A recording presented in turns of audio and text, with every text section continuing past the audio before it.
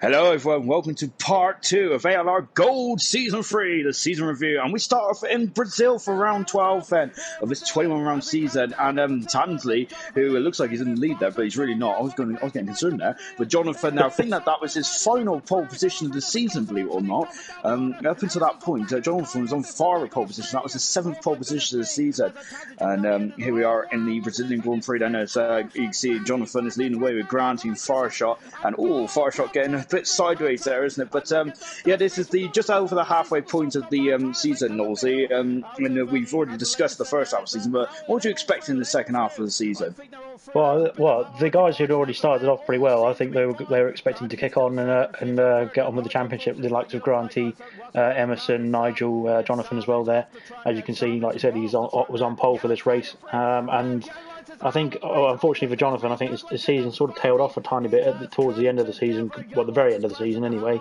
But as we've got a bit of an accident going on there, yeah, I think all these guys expected to obviously push on a bit more. There's a few guys who obviously had to drop out and had to leave the league and things like that. But around the midpoint of the season anyway. But overall, the majority of the guys who finished the season as well have done a great job in carrying on their performances and improving on areas that didn't go so well in the first part of the season, I think.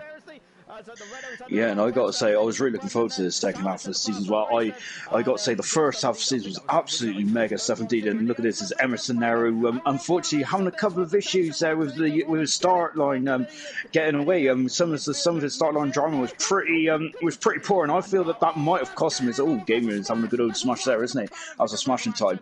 But Emerson, I feel that Emerson, unfortunately, towards the end, just came up a bit short, didn't he? Do you feel that was due to his start line dramas?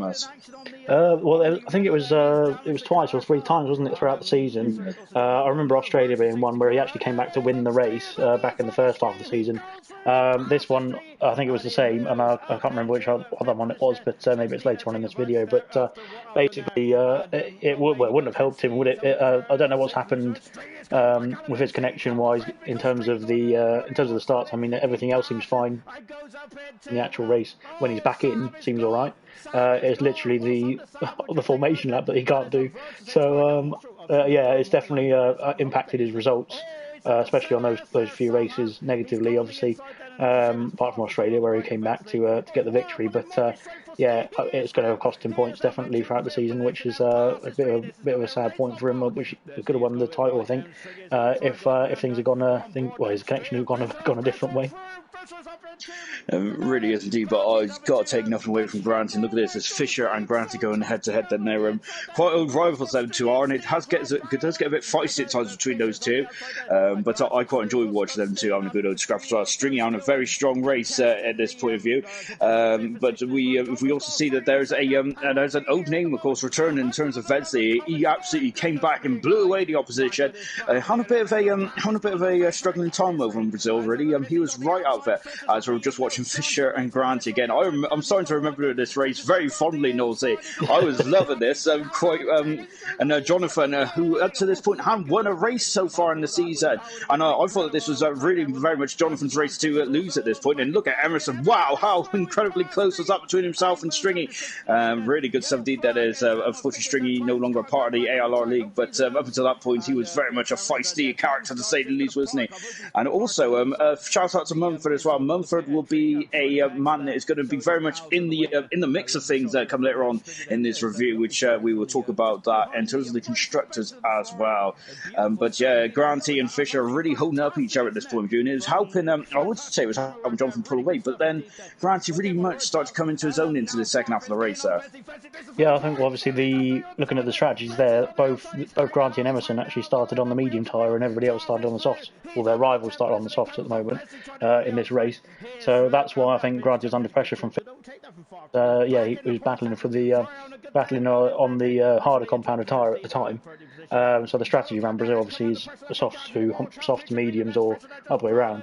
So I think Granty thought it'd probably be better to start on those medium tyres, so go longer in the race, or longer in the first stint rather, and then put the softs on towards the end to be faster towards the end. And I think you'll find out. Obviously, it pays dividends for him in the end as well. But yeah, and the same thing for Emerson. I think that's what their strategy was in the race to start with, before the qualifying and the connection issues, rather, was to go long in the first stint. Obviously, it helps you create a gap in the first stint as well to make the drivers behind you, and then put on the softs and go for it. So I think that's obviously what Jonathan Fisher and Stringy have done, is go on the softs to start with, which will give you more ultimate pace at the beginning, but it will be a slower stint rather on the mediums at the end.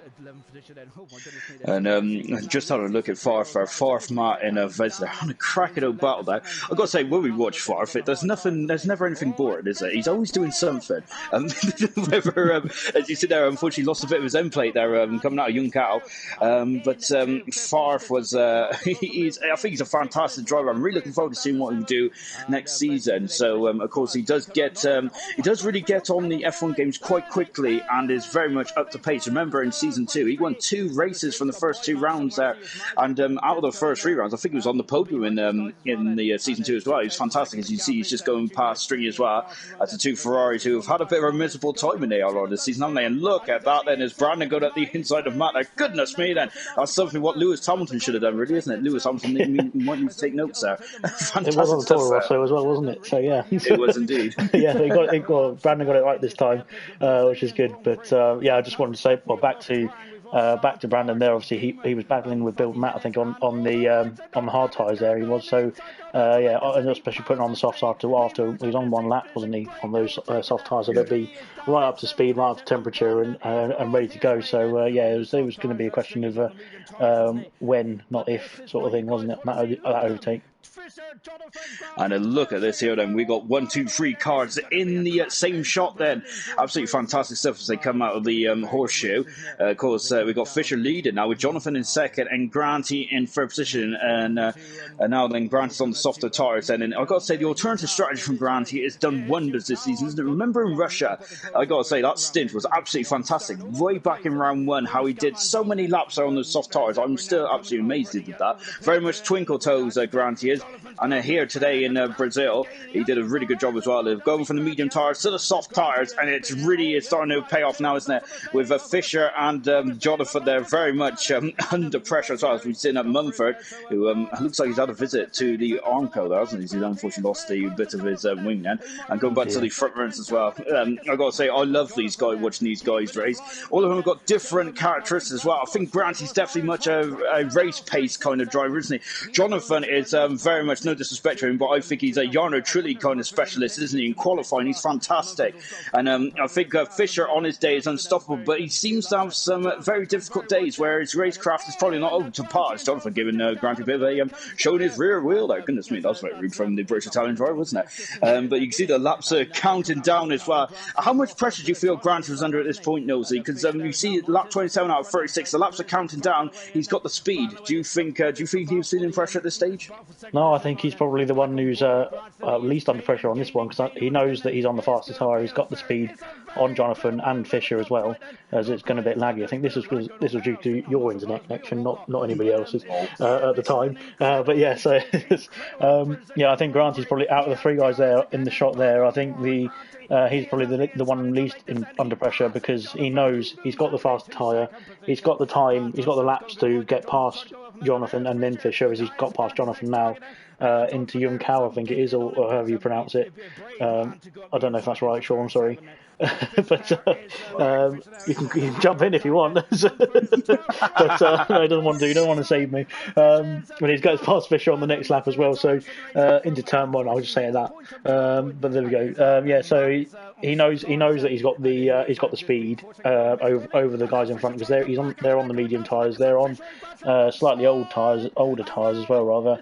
Although they're going to come back at him now, like you can see here with Fisher on the back of him now. with DRS and things like that, I think he was pretty comfortable. I think this point in the race is where he's under pressure because obviously he's battling more. Emerson's just got passed by Nigel there. I think the soft tyres should be able to go over sort of 12 to 15 laps or so around Brazil. So I don't know whether Emerson just had a bit of loss of concentration there or something. But yeah, as I said, in terms of the top 5 guys now, or top 6, top 7, top 8, really, top 12, the guys who are still running in this race, all of them have got you've got to have the concentration and the ability to perform under pressure anyway, because Brazil is a tough circuit to race around, isn't it? It really is. It's an old school circuit as well, and yeah, I did jump in there, Nosy, because I think that I've been calling it late descent, which is not the right not the right corner.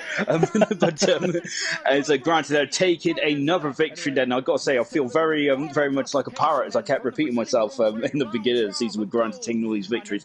I got to say that I love that race. That was fantastic. Granty, Fisher, and Jonathan.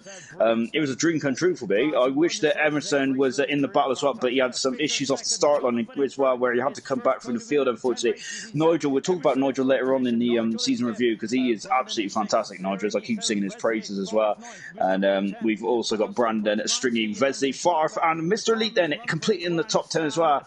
And there's all our retirements. I think we had 12 cars that finished the Brazilian Grand Prix, which is fantastic because it's an old school circuit. Look at those barriers there. As Knowsley said, it's an old school circuit, very difficult, and it's very much difficult to get to the end of the race as well. The relegation zone then, Sam, Gamer and Twang were in the bottom 3 at the moment, whilst in the top it was Grant who was extended his lead to 17 points then, and I think it was from here on in, Nosy, that he was absolutely starting to really dominate the proceedings then. In the constructors then, Williams taking over Mercedes, and it was basically going to be the same story from then on between Mercedes and Williams. Absolutely dominating performance then two constructors have had this season, been really good stuff indeed. We're going into Canada now, round 13, and Emerson is on pole position for this one, and of course we've got much more drier circuit than last time out, because there's a map there is from the wall somehow. Yeah, that's a wall there. Not good stuff. Yeah, that's pretty impressive. And you see that we've got Dan back in his native Renault as well then, so it's good to see Dan back in action as well. And but as you expected, Canada, we was expecting some shenanigans, weren't we? Look at that, goodness me. But talk about Canada for me at Nosy, of course. From a driver's perspective, do you enjoy Canada, or do you feel that it's a tough one where you just want to get to the finish? Well, personally, I don't mind the track. It's a good track. I think it's quite fun to race around. I think people not underestimate it, but they there's a feeling towards it that not people quite seem to miss, is that it's actually probably one of the more dangerous circuits in terms of the walls are so close. The grass is there, which doesn't really help at all, because most of it's in most sort of circuits like the Bahrains, etc., where it's just sort of tarmac or some other surface where you can just drive over and there's no problems. This track is actually probably one of the more dangerous tracks. It causes more safety cars, I think, as we might see in this race. I can't remember exactly. We've got the side-by-side action, as you can see there, with Steve. I can't remember who else it was there, but yeah, it's just one of those tracks. It's probably quite more difficult than it looks in that sense. Yeah, there's a we've just seen Echo there also visiting the wall as well. Of course, this is famous for the Wall of Champions, but there's also another wall as well. It's just there. Of course, Alonso's visited that wall a few times as well. I think it was 2005, that incredible season where unfortunately he visited the wall, and that was his first time that he made a mistake that season. But yeah, unfortunately Echo left unfortunately Echo's out of the race there, and Echo's a quality driver. I absolutely, big props to Echo. He's one of my favourite drivers. Well, all these guys are my favourite drivers. Goodness me, what am I saying? But yeah, I think Echo's racecraft is brilliant, and the way he approaches racing is absolutely fantastic. As you can see, we're just taking a lot of action there. Look at it. Oh, goodness me, and Farf is going the wrong way. As I mentioned before, he's always he's a man who's always in action, isn't he? He's probably like he's an action man, isn't he? But unfortunately, he's got no wings there. His wings have been clipped. Oh gosh, we've also got Jonathan and Mr. Elite Kona blows as well. I remember that accident afterwards, where it was a very unusual one. Of course, it's the pit lane, isn't it? As Matt's also got issues with some there. I've got to say, these guys have really proven me right, isn't it? It's very close to the barriers. They're finding out quite quickly that these barriers are quite close. But yeah, the pit in here is quite interesting. That's what caught Jonathan out and Mr. Elite, unfortunately, as they came to blows as well. But Emerson is leading the charge at the moment with Fisher once again up there as, oh dear, as Twang and Fireshot came to blows there. And again, it's like Fireshot seems to always be in the wrong place at the wrong time this season. But we'll talk about Fireshot later on because I think Fireshot's end of the season has been absolutely faboo. So look at that, as Fisher got on the outside. That's a fantastic maneuver, Nosey. I love that. That was brilliant. It was a good overtake, wasn't it? Yeah, it was really good. I think going back to what you said about the well, it just seemed to kick off just after I said it, really, didn't it? But people have managed to negotiate this track really well. I think obviously the changing conditions and the actual ability of all the drivers in this race. The hats off to them really for racing every race anyway. To be fair, because it's not easy to race some of these circuits. We're going to have some more additions obviously next season as well with Zandvoort and Hanoi, which will be interesting to see how those go as well. But yeah, I mean, back to what you said about about the strategy. Around Canada, when it's a dry race anyway, it's usually mediums to hards, or other way around. I think some guys here, as you can see, have gone on the softs to start with, or they qualified on the softs, put it that way, and that will really sort of play havoc with the strategy later on in the race. So we'll find out what happens to those guys later on. Yeah, and I think a lot of those guys are kind of doing a mix and match, really, because a lot of people have been in the wall, I think. Oh my goodness me, we got some more wall action as well. Oh gosh, I got to say, I think these guys had their shredding wheat on this Sunday, didn't they? Goodness me. Gosh, but as Jonathan there is just coming up to the back of Twang as well.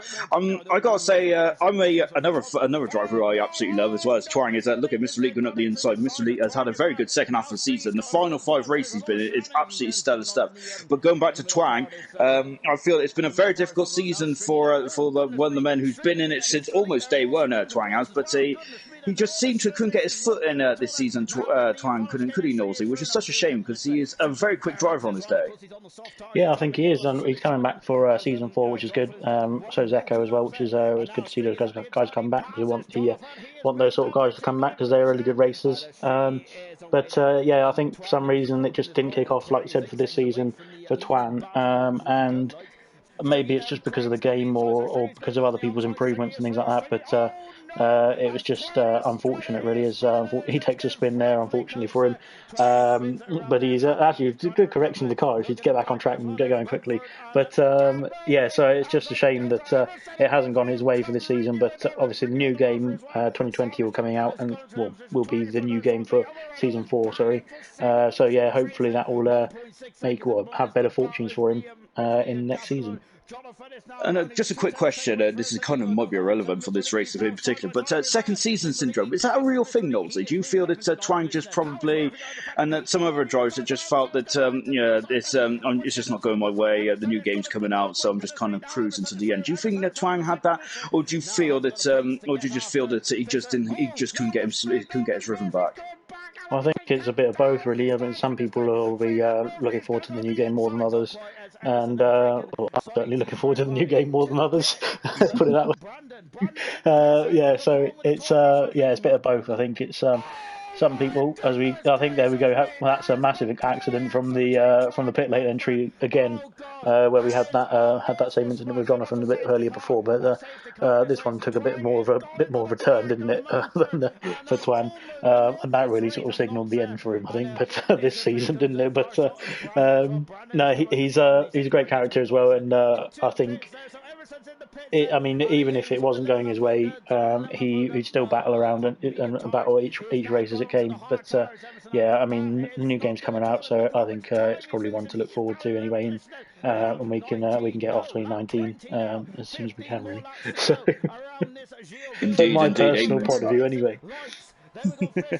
And again, I think the same with Farf actually. Twang, remember season 2, Twang was battling with Farf. Twang won the Bahrain. Well, he was the first man over the line in Bahrain, wasn't he? But unfortunately, Tom Pounce's call out for him. Look at this, and safety car has come in, and it's all anarchy that's broken loose, which is done stuff. Unfortunately, Emerson, and I feel this is a tale of the season really for Emerson, isn't it? Just but bad strategy calls, perhaps, unlucky perhaps as well as his teammate and Stringy are getting very close together. Mumford and Stringy, of course. Hats off to Mumford. Mumford.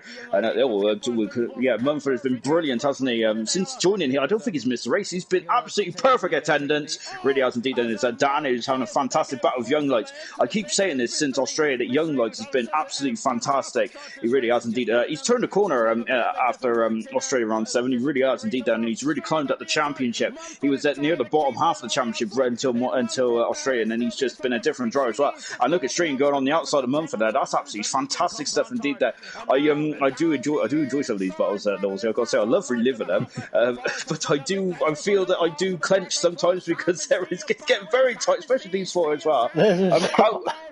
Oh, sorry, I was going to say on this one, I remember you commentated on this. I'm thinking this is going to end badly, but I think all four of these drivers did it expertly well to go sort of 3 wide there, and NUF1 does a great job of backing out and conserving his wing. But I think, like you said, there has been times where it's been a bit dodgy, been a bit difficult in terms of the racing etiquette and the driving standards. In this season, and I think it's improved slightly throughout the season. But hopefully in the next season where we kick off on the new game, it will be even better and back to our best. But I'd say hats off to all these guys. I mean, like you saw, they're going 3 wide into the final quarter isn't going to be easy, and they all managed to get through unscathed as well. Yeah, and I think there's been some fantastic racing, as you said. Unfortunately, there has been some unsavoury moments in the ALR this season, hasn't it? But oh goodness me, granted, there one man who's never shot, is he? And it was getting. I got to say, battling for the championship, and granted, he was still really putting his nose in places where I'd never put my nose in. That was fantastic stuff from Granted. That's all about bravery, isn't it, Knowles? Of course, you're a former champion of your own right, aren't you? How difficult is it to be battling knowing that there's a championship on the line?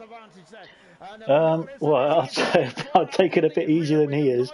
I wouldn't be battling as hard as. Well, obviously this is only halfway through the season, really. I mean, it's round 13 out of 21 rounds. So although he's top of the championship at the moment, it doesn't mean a good guarantee. Although the gap was only 17 points at this stage to Emerson, it doesn't mean or guarantee that he's going to be. As we had a bit of contact there from Stringy,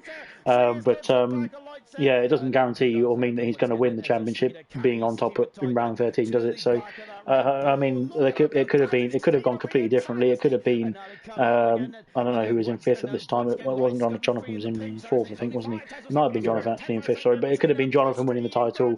It could have been all these things happening. It's around 13. You don't know what's going to happen in the next 7 or 8 rounds, or the end of this race even. But as we see there, unfortunately, it's come off worse for him there. But no, he battled through and got the points when he needed it, and he made the right overtakes when he needed to, and backed out the overtakes that he didn't need to make at the time when the situation wasn't right.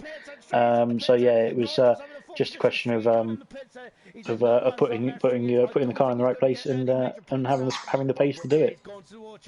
Indeed, and I've got someone's gone in the wall there. I think that's Mr. Elite there. But also, let's quickly touch on Dan, shall we? I think that this is very much Dan's renaissance. I think after Canada onwards, this is where he really started to climb the table, as you'll see in the next preceding races. Then he really starts to climb up quite quickly. You just got I think that's Jonathan. Is it Jonathan Nigel there? As goes from off Steve there, unfortunately thrown away a couple of points there. He was doing a right job there, but he done 18 laps on those medium tyres, which I got to say is an absolute mum affair for it around here. And Fisher coming through to win the Canadian Grand Prix.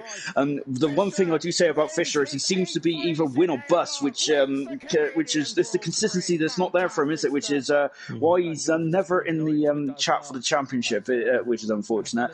As I had a black screen there, which I got really worried about. Anyway, then we're coming on to the final classification for the Canadian Grand Prix. Nigel there, hats off to him. No penalties whatsoever. Nigel is very much Mr. Consistent, isn't he?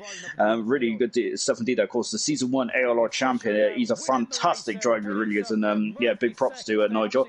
And once again, finishing on the podium. Now, that's kind of where his favourite position was this season. He's always on the podium. Now, goodness me, I bet he was as drunk as a skunk by the end of the season. He had so much champagne. As we're just taking a look down the order there, it was a bad day for the championship protagonist, wasn't it? Emerson down in 5th position, and Granty finishing 9th, really, which which after his spin there after contact with the Ferrari drivers, and then we're just taking a look down with the DNFs as well then, and just taking a look at the Drivers' Championship then. Of course, Sam is now on 10 points, which means he is on the same amount of points as Mumford as well. At the top of the standings there, of course, Fisher moved up to 4th there. Good stuff indeed there as well. Fireshot also climbing up as well after an appalling first half of the season there, so he's now in the top 10. Lovely stuff indeed then. Mercedes has retaken the lead in the constructors there, with Williams is second now, and that's basically, as I said last time, that's what's going to happen now for the rest of the season, really. It's yo-yoing around, isn't it? Now we're on Italy then for round 14 as well then. In the Temple of Speed, this one is. We had 18 cars on track then, and I got to say then, this was going to be a very much an interesting race. Well, it looks like it's raining to me, as I had to lean forward there. I got to adjust my specs there. But Young Lights are on pole position there. A fantastic lap for Young Lights. We don't talk about qualifying much, but let's talk about Young Lights' lap in Monza and North. That was a fantastic lap, wasn't it? I missed the qualifying in Monza. Oh, did you? My apologies. It was a brilliant lap. It was absolutely fantastic. That's all you need to know. I just want to say that, well, I didn't expect this race to be a wet race to begin with either, but I think actually overall it was one of the good races of the season. Well, apart from this bit, there's been a carnage there. But I think once lap one's out of the way, I think actually, to be fair, once lap one's out of the way in gold, it's not been too bad. But yeah, unfortunately, there was a few incidents there. We've got Echo and Tuan falling down to the back there. Yeah, I was surprised to see, obviously, Young Lights on pole and likes of Nigel and Wesley up there in Fireshot, because I thought Granty, Emerson and Jonathan would be battling up the top there, and maybe in Brandon as well. But obviously these sort of conditions on a track where you're used to dry circuit and literally just flooring it, and having the ultimate speed as the Temple of Speed, as it is the Temple of Speed. Sorry, it will just throws up the odd sort of conditions, and that's where you see the likes of Young Lights and Nigel really capitalising and getting the best result out of qualifying that they could do. And that's a very good point as well, as unfortunately we see Twang there, who he just seems to can't catch a break at the moment, can do, poor Twang. As he also ends up in the tyre barrier as well. What a shame there for Twang, really. That was just that's so unlucky, isn't it? But there's Young Lights there, he's doing a fantastic job, isn't he? And I like that analogy there, and also I didn't even think about that. Of course, they're always on the power, isn't it? In the dry race. This racetrack, you're basically on the accelerator more often than not, aren't you? And look how close it's getting there between Vesey and Fireshot. I gotta say, Fireshot, I never wanted to be wheel to wheel with, to be honest. My goodness, I'm so intimidated by that man. Gosh, he's our very own Kimi Räikkönen as well, isn't he? As we've seen in a couple of interviews as well. Not a man of a few words, isn't he? And look at this, once again, Grant is in the thick of the action there, isn't he? And Vesey is not giving up here. Emerson and Grant, that's one thing I got to say tonight. Their rivalry is very much Schumacher and Hakkinen-esque, where there's big respect for both drivers. They're quick, but they're so respectful of each other. It's really good to see, isn't it, from your point of view? Yeah, I think it's the only way you should do it, really, isn't it? I mean, I know in real life that there's been some issues between, not even teammates, but between title rivals and things like that. But no, I think both of these guys know that. I mean, they can't battle out in the chat or in the lobby, because it's not going to mean anything. It doesn't make a difference, and they can't battle on track because it's just going to end badly for them as well. And that's the same for everybody on track, really, isn't it? You can't try and negatively impact someone's race. It's going to bounce back and hurt you. It's going to come back and haunt you as well in penalties and things like that as well. So you've got to just get down there and just do your best yourself. Worry about your race, and not impact anybody else's race negatively. And that way, you're going to get the maximum points that you can get based on your ability and your performance. And you're also going to maximise your reputation as a good driver, and you're going to help yourself later on in the championship. So both those guys, they've battled in quite a few races this season. They've done an excellent job. I don't think there's been an incident between the two of them when they've been so close together, whatever the conditions, whatever the track. And yeah, hats off to both of them for some clean, respectful racing, and they've done really well to I don't know how I should say it, but they've finished first and second in the championship. So, Spoiler alert. spoiler alert, yeah, sorry. But yeah, so I mean, it really comes down to your driving ability and your driving etiquette. I mean, you know when somebody's faster than you behind you, you know that there's not much point in battling them. Both these guys are rapid, but they know when to pick their battles and when to let the other driver through. I know they're battling for a title, but they both still are respectful for anybody who's behind them, anybody who they're battling with, whether it be Fireshot, Nigel, Wesley, Farf, NUF1, Young Lights, anybody like that. It doesn't matter who the other person is on track. I know people hold their grudges and things like that on other drivers, which is a shame, but you don't need to do that, and it doesn't make a difference who the other driver is on track to you. If you're a good driver, if you drive with good standards, it doesn't matter your ability. If you drive with good standards, you're going to be the one who comes out on top in the end. So, and as Alonso would say, there's a thing called karma, which does come back and bites people in the bottom. Oh, it really does. Believe you me. But there's, I got to say, that's a very fantastic description there, Nosey. And I got to say, you should be a sports psychologist. Absolutely fantastic stuff. And there is one thing that it's very difficult to keep, and that is your head at times. I got to say, I'm awful at keeping my head, especially when something goes wrong for me. And how the Granty and Emerson's and Nigel's as well. I can't count out Nigel. I've been in this season. Has been brilliant stuff indeed. Then is just watching Emerson and Fireshot battling away. Of course, we were just watching Fireshot and Young Lights was battling away as well. Unfortunately, that didn't go too well, did it? Of course, Hill and Schumacher had a bit of fisticuffs down there as well. But yeah, that point in the race, I had no idea who was going to win this one. It was absolutely incredible race as well. It really was. As Fireshot wants to get there, try to intimidate. I think he's a man who does like to intimidate other drivers, doesn't he? And one man who's not going to get intimidated is Emerson. As then we've got Nigel, Hand Up Vesley, and Farf, and of course Roscoe. I think this is Roscoe's best race this season, if I'm not very much mistaken, as Aldir has got a bit too close there between Steve and Stringy there. Or no, sorry, it's Jonathan and Stringy there. But yeah, I think that this is Roscoe's best race this season, Nosey. It was fantastic from Roscoe today.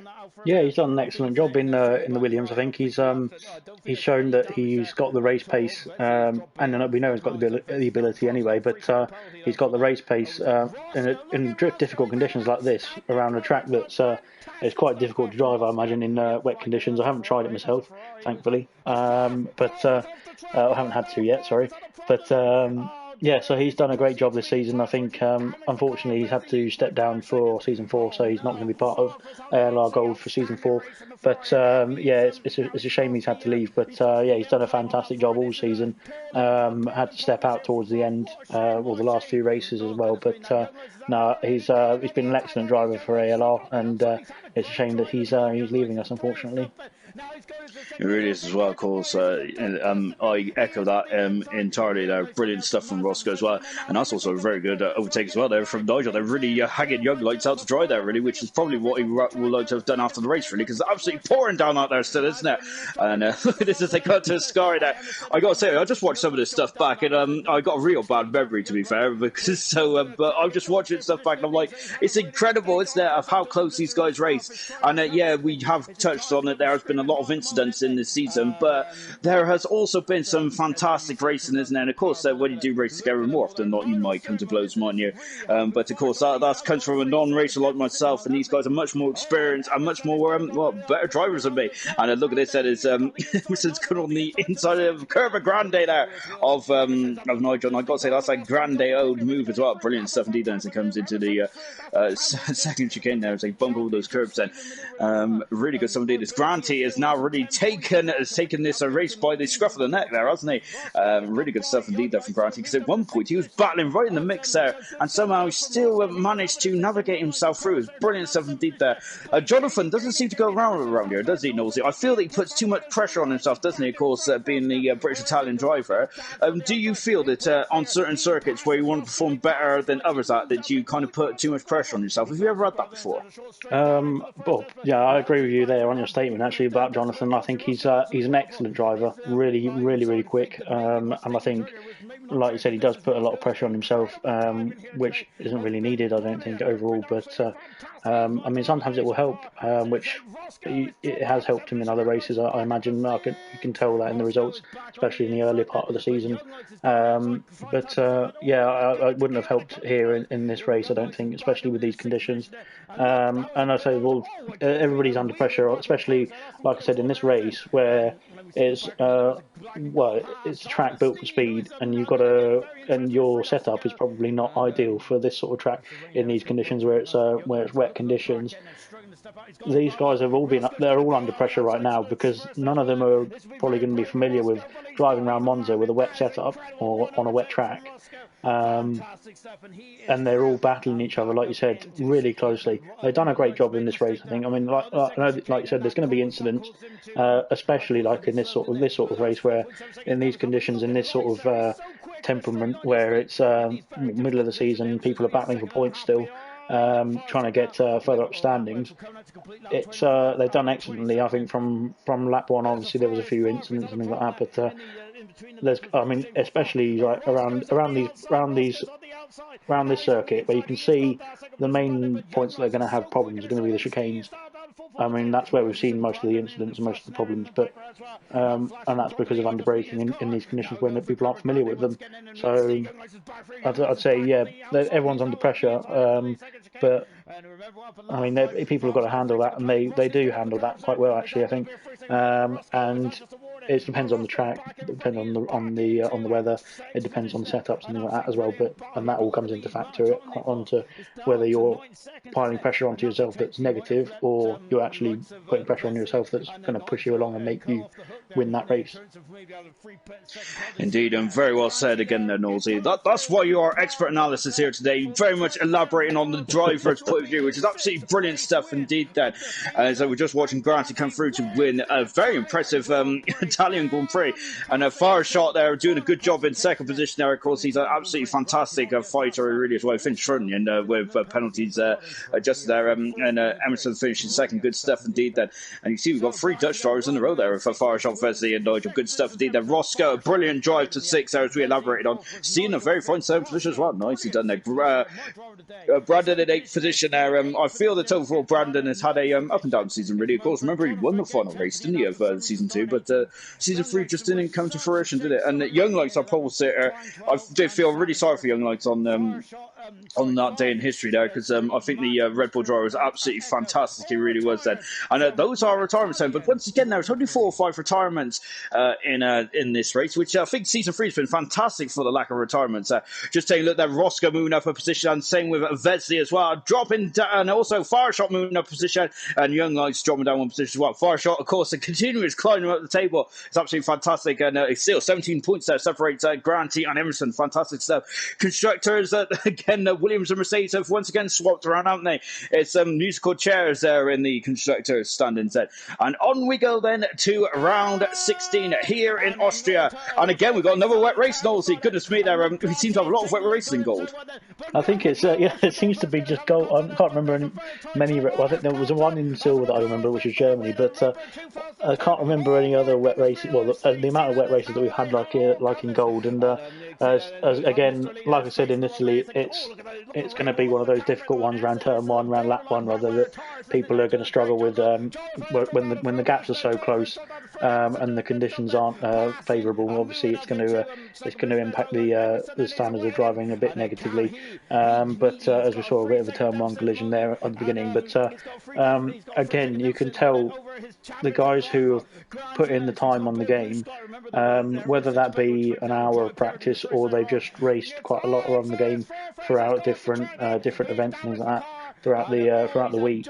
You can tell the guys who put in that time, as somebody in the Renault there is struggling, but they got the likes of Granty, Emerson, Jonathan, Wesley there, Nigel, Dan, Farf, Roscoe, Twan is even in 9th there, doing a great job. Mumford and Sam Unfortunately for Young Lights and NUF1, it's not going their way and Fire Shot. But the likes of the guys who will be on the game pretty much every day, whether it be for another race or whether it be just for a bit of fun, putting in that time, putting in that effort, will actually help you later on.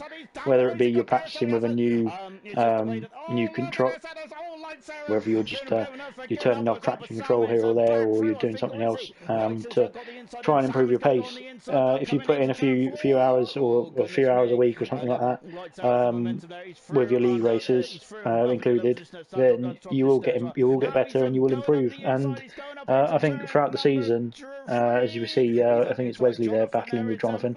Yeah, it is. Throughout the season, these guys have improved massively, and I think where we say some people have dropped off, they've not dropped off at all. I think the other guys have actually improved to make them look like they've dropped off. So it's nothing to do with people's ability getting worse. I think it's just people improving in other areas. So it was really good to see that from all the guys on the grid, really. That's a very good analogy once again, Knowles. My goodness me, you've had your Weetabix this morning, and because I think there's a saying going, so if you're standing still, you are going backwards, and I think I absolutely agree with you. That's a fantastic analogy, isn't it? Because I doubt that the pace of twang is gone. For example, I just feel that it's been a difficult year for a lot of drivers out there, hasn't it?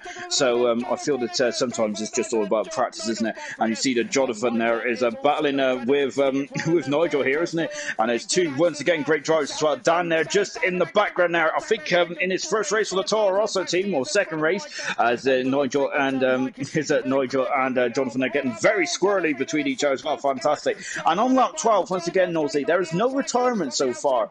I was talking about that in the in between the last race and this race. The lack of retirements this season have been pretty good. Has that impressed you at all?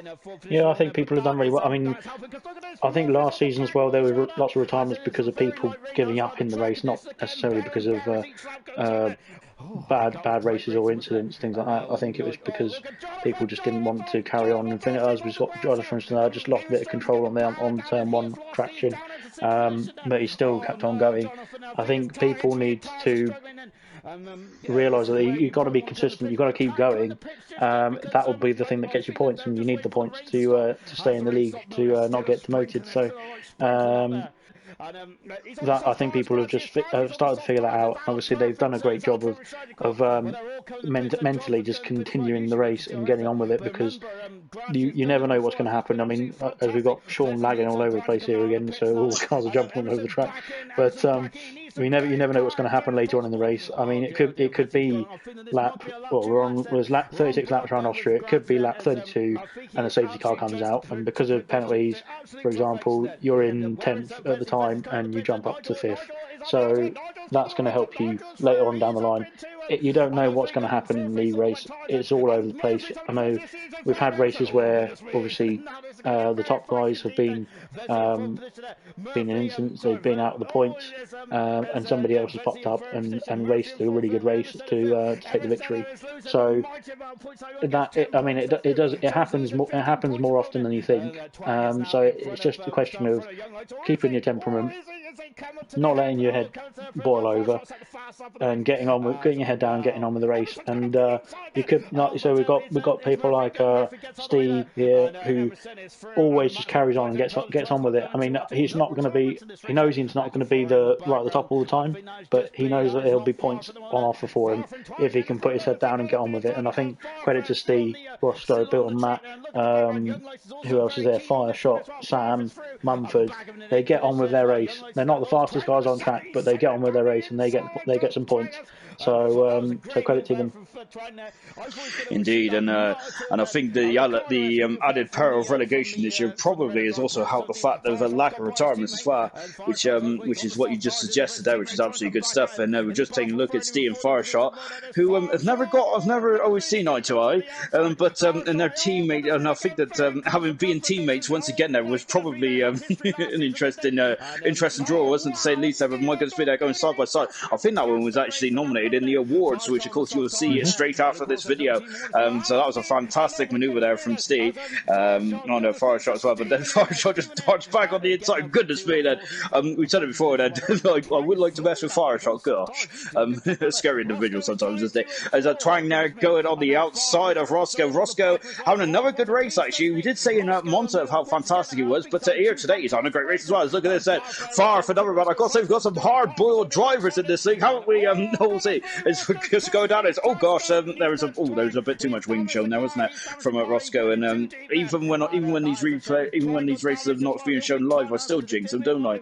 So sorry for Roscoe. I probably jinxed him just before that happened as well, didn't I? Commentator's curse is very, very. Oh, sorry, we've got somebody coming to arrest me, but yeah, it's that commentator's curse is something that you like to put on all the drivers. I think it seems like so it always comes out when Sean's commentating and even in the highlights videos. So yeah, it's well, I think going back to that incident. Sorry, I mean people need to be more aware of the other drivers, and that's going to be, first of all, that's going to take some time because obviously the drivers in this league and all the leagues really, in every league, change quite regularly, more regularly than real F1, things like that.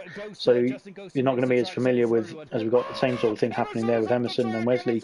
You're not going to be as familiar with each other as you would be if you'd raced every week, every day with the same people, which is fair enough. So that's gonna increase the number of incidents, I think, and we've seen that with some of the new guys and some of the guys who have been racing quite regularly themselves, but when they put together, they don't know each other's driving styles and abilities and things like that. So when you've got that to get put together, and you've got people on different strategies, different tracks, and like that, all sorts of different things being thrown in the mix to make the differences wider, then it does cause incidents like we've seen there. So I mean, I don't know how often Roscoe and Twan had raced against each other before, whether Roscoe knew, oh, Twan's going to break early here and I'm going to be able to go down the inside, or Roscoe just thought, let's throw it down the inside because I don't know what he's going to do anyway.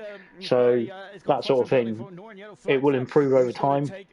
People will iron out their incidents. When you get to know people's driving styles, it will improve your own driving style as well. You'll be able to understand what they're going to do into each corner and things like that. So over time, you'll see that. You'll know. Obviously, there's times where people are more aggressive than others and things like that. So I mean, if they're trying to push for more points, they're going to be more aggressive and things like that. So as Roscoe was doing, he was in the lower end of the points at that stage, I think, wasn't he? So he's probably trying to push up and get past Tran so that he can get up the order a bit more in that instance. But yeah, over time people will get more familiar with each other on track, and it will improve the standard of racing, I think, overall. Indeed, and I got to say, the standard racing has been very high in the other leagues, hasn't it? I think gold is. I'm not sure if it's just on a Sunday where they're just like just after having a Sunday roast, isn't it? Where they're feeling a bit bloated. Just going to Granty in this race as well. I think that this was an absolute incredible race for Granty in terms of strategy, wasn't it? He came out on the soft tarts. He gapped both the racing points, and he got out in front. That was absolutely fantastic there from Granty, and I think that was one of his biggest strengths of the CSET. If you agree with me, Nosey, hopefully you do. But where I think his strategy calls for this season was second to none. I think that in terms of how he played the pit stops was absolutely to perfection. Would you agree with that? Yeah, I think strategy is a massive factor of why he's been up there. Sorry, I shouldn't say what sort of actually happened later on in the season, but why he's been up there. From last season anyway, where he won the title, and since in this season as well, in season 3, strategy's been one of the main factors in getting him the big points, and you need to get that right, of course, to be there at the end, to be on the podium, to be on top step as well. So I think calling the strategy has been something that he's been working on. Maybe in season 2, I don't think in season 2. Rather, his strategy calls were as good as this season, so he's made improvements in that area, and it's benefited him massively, hasn't it? It really has, and I always compare Granty to last season to this season. Remember, he was the defending champion coming into this season, and the amount of wins he's got from this season to last season, he had I think 3 last season. This season he's got 9. He's absolutely incredible stuff. Don't quote me on the stats, by the way. That's off the top of my head. If we just take a look at Vezi there, who one man who was a bit confused at this stage of the race where he came into the pits. I didn't feel I needed to come to the pits at that stage, but obviously I'm not I've not got a very high Q, so I was just I was just going along with it. But I was very confused why Vettel came in the pits there and potentially threw away a couple of points. But in the end, it didn't make a difference as Granty kind of crossed line. And I got to say, it feels a lot like we're seeing Granty winning an awful lot of these races in the middle stage of the season there. And once again, another great drive there from Granty. And again, Dan Murphy, second half of the season, Dan has been absolutely fantastic, hasn't he, Nosey? Really good stuff. Yeah, really improved. I think he had a few races out, didn't he? But yeah, really improved since he came back, and maybe it's just because he went into Toro Rosso instead of the Renault. But yeah, he's done fantastically since he came back, definitely. I think that Renault's been a curse, to be honest with you. Everyone who's in that Renault seems to have had a appalling luck, haven't we? As we've just seen Twang now getting a point for Renault, and then we've just seen the DNFs there as well. And as we hopefully going to see the Drivers' Championship, and once again, both Renault drivers are basically rooted to the bottom, aren't they? Vezi moving out to 11th position there, really doing a good stuff indeed there. Dan moving out 2 positions as well. He's gone right up to 5th position now, Dan. That's really good stuff indeed. Young Light's also moving out 1 position as well. Far Shot dropping down 1.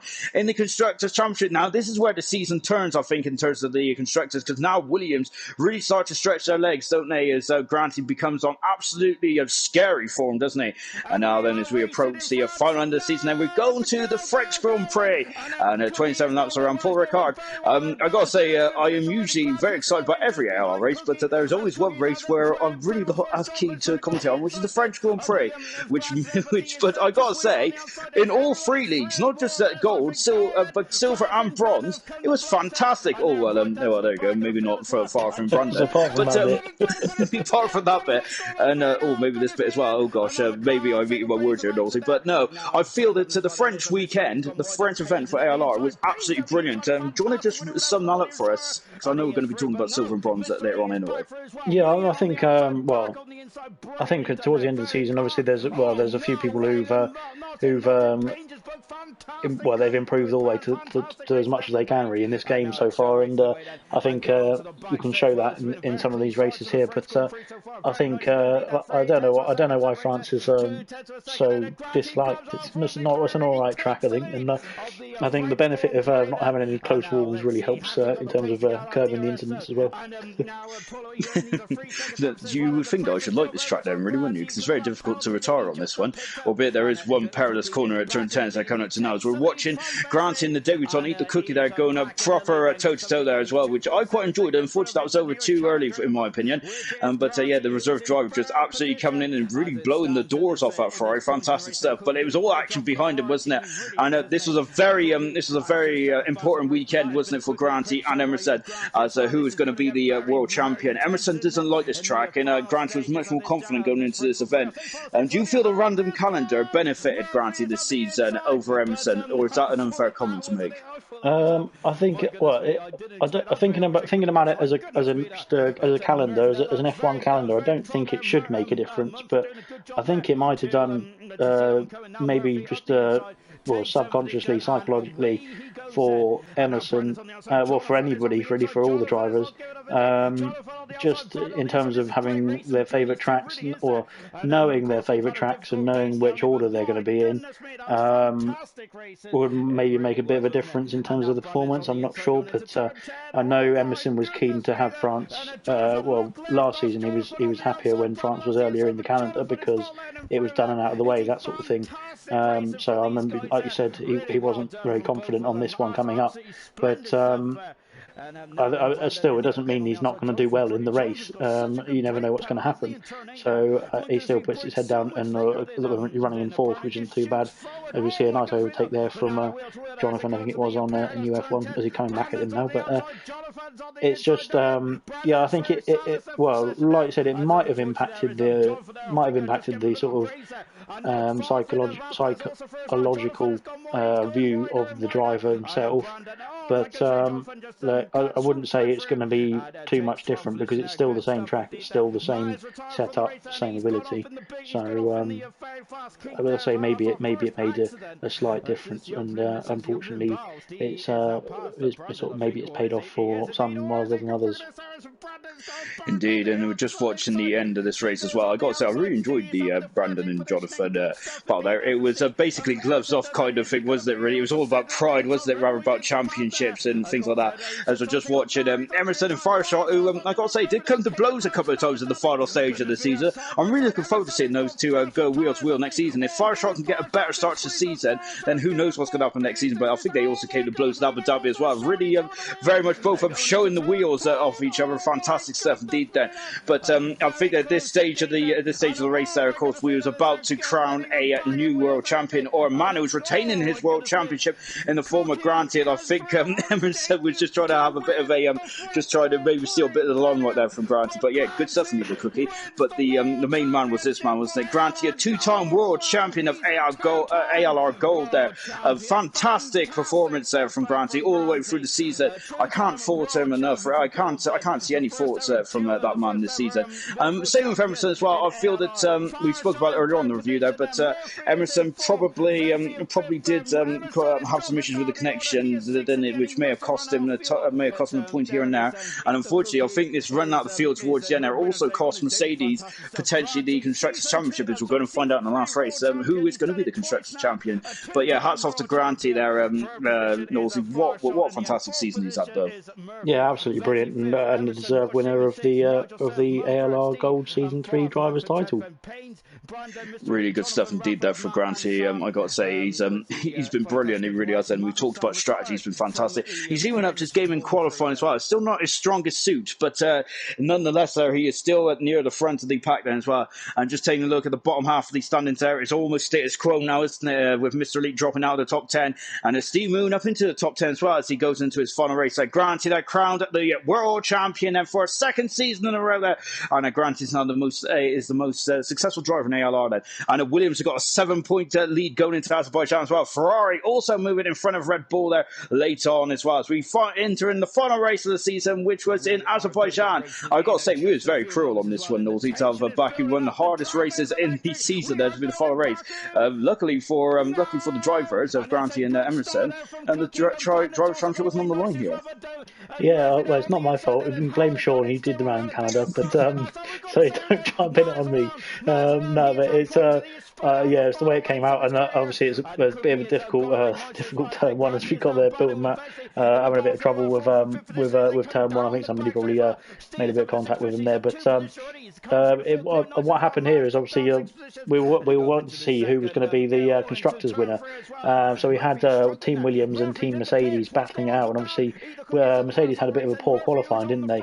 As you can see there, I think Emerson started 14th and Mumford was 12th or something like that, or 13th. As Sam decides to call it a day. Oh yes, Mumford got disqualified in qualifying, didn't he?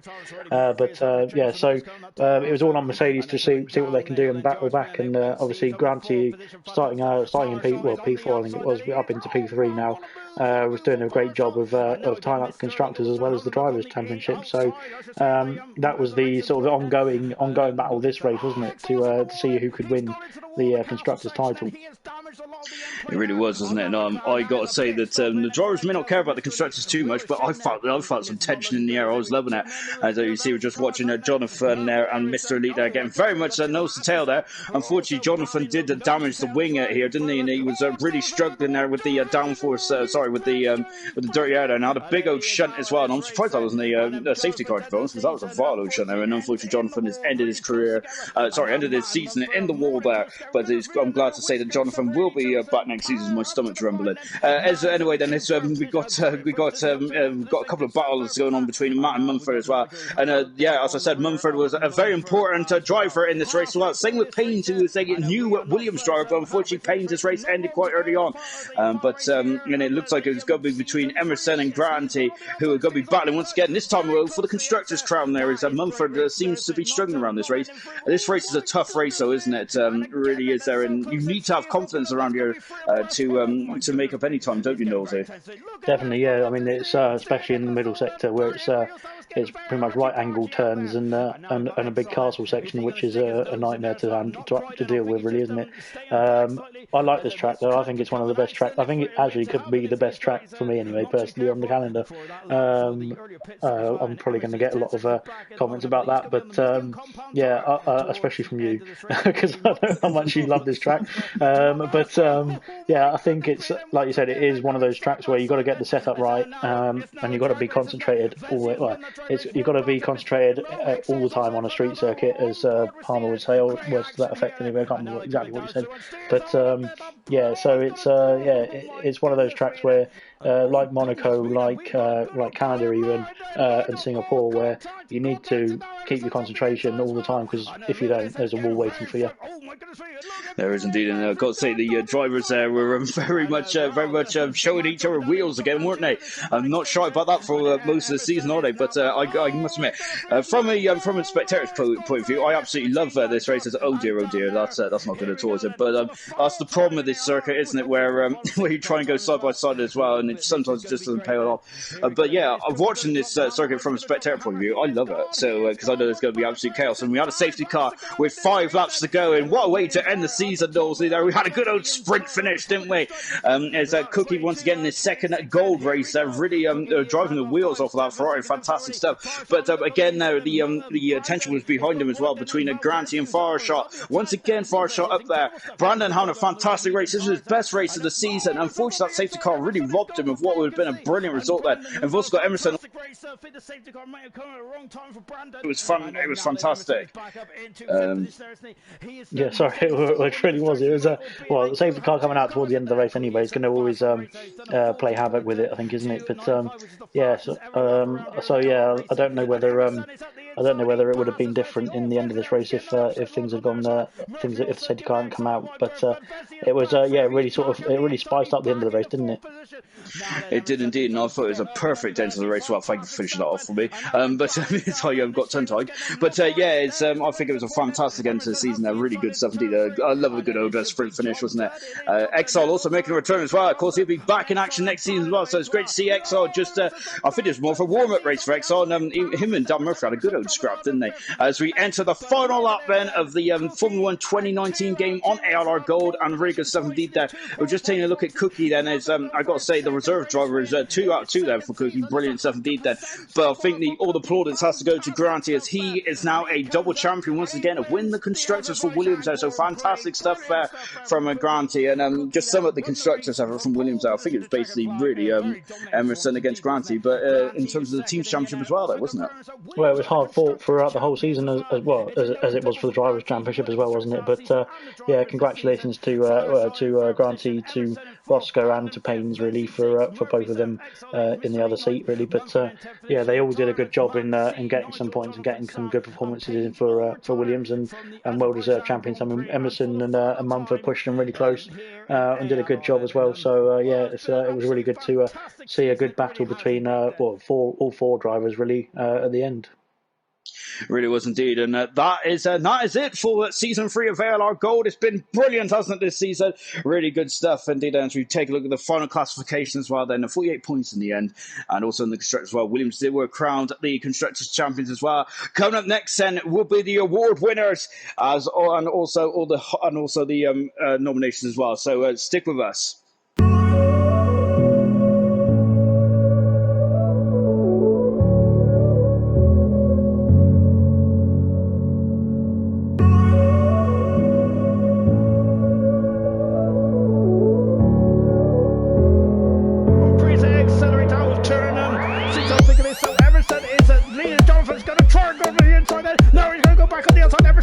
Jonathan is back on the inside. He is back on the outside, I should say. I don't even know where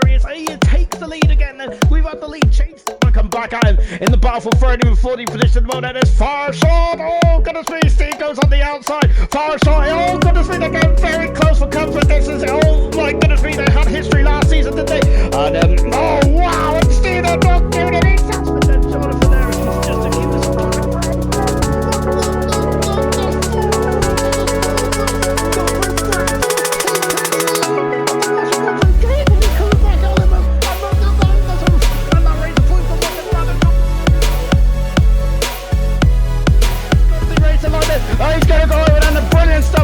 and now Fezzi will have the inside into turn at number 7. He does. He passed.